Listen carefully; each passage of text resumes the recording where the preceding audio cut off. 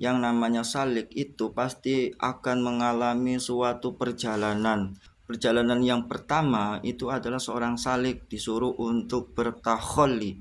Takholi itu adalah di mana keadaan seorang salik untuk membersihkan jiwanya dari segala macam penyakit-penyakit jiwa, penyakit-penyakit hati, penyakit batin yang dari penyakit itu bisa menghijab, bisa menjadi suatu tirai penghalang dalam untuk sampai untuk kembali kepada Allah Subhanahu wa taala.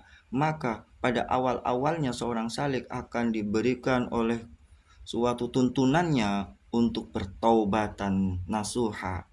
Maka dari tobat itu seorang salik akan dibekali oleh suatu amalan, yaitu amalan pengijazahan zikrullah.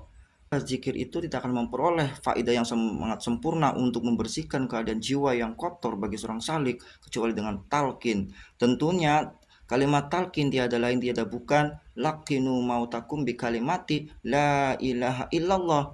Hanya kalimat talqin la ilaha illallah sehingga dari seorang salik itu membersihkan keadaan jiwanya yang untuk memperjalankan ruhaniannya, ruhnya itu kembali kepada Allah Subhanahu wa taala. Tahap yang kedua adalah seorang salik di mana untuk mengisi menghiasi suatu perangai-perangai tabiat atau sifat akhlak yang mahmudah, kebaikan, penuh dengan kebaikan, baik kebaikan akhlak kepada Allah dengan berbagai macam ibadah yang ma'dhah, yang ghairu ma'dhah, baik muamalah sesama manusia, sesama lingkungan. Maka seorang salik itu nanti dengan keadaan keduanya itu akan memperoleh suatu keadaan. Pertama itu adalah keadaan fana. Fana itu memandang segala sesuatu makhluk itu adalah tidak ada yang abadi, tidak ada yang kekal, tidak ada terlintas di dalam hati yang mengganjal antara makhluk dengan Allah Subhanahu wa taala.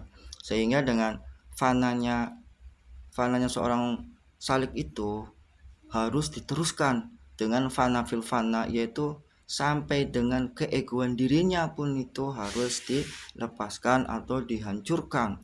Hancur dalam arti di sini itu dengan kepasrahan, dengan kerelaan, melepaskan dirinya untuk kembali kepada siapa. Sehingga ada pertanyaan dalam kebimbangannya itu, saya itu siapa? Kata Allahnya itu dijawab, engkau adalah aku. Di dalam hadis qudsi itu dijelaskan wa fi sirri ana, bahwa di dalam rahasiamu itu ada aku. Pada saat fana itu masih memiliki suatu kedirian, keakuan sebagai makhluk dirinya itu. Sehingga dari fana fil fana, hancur dalam kehancuran dirinya itu terjadilah suatu makom bako, yaitu bako itu adalah keabadian. Nah, keabadian itu keabadian yang siapa? Apakah makhluk? Apakah makhluk? Apakah al-khaliq? Jadi kitanya bertanya itu, siapa aku? Kata Allahnya itu, kamu adalah aku.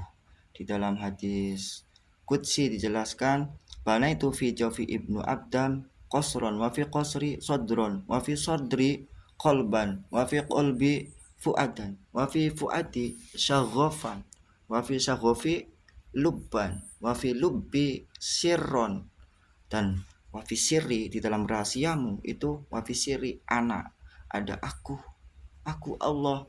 Maka dalam kehancuran makom kefanaan fifana, kehancuran di dalam hancurnya dirinya sendiri, itu akan bertajallilah Allah Subhanahu wa taala dengan rahmat karunia Allah, sehingga la yu'rifullah illallah, tidak ada yang bisa mengenal Allah kecuali Allah itu sendiri.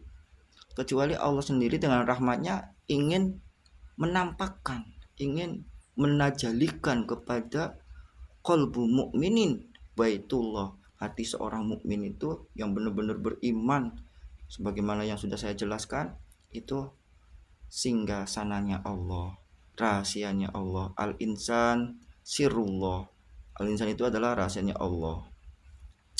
Sehingga sampailah kepada makom ma'rifah,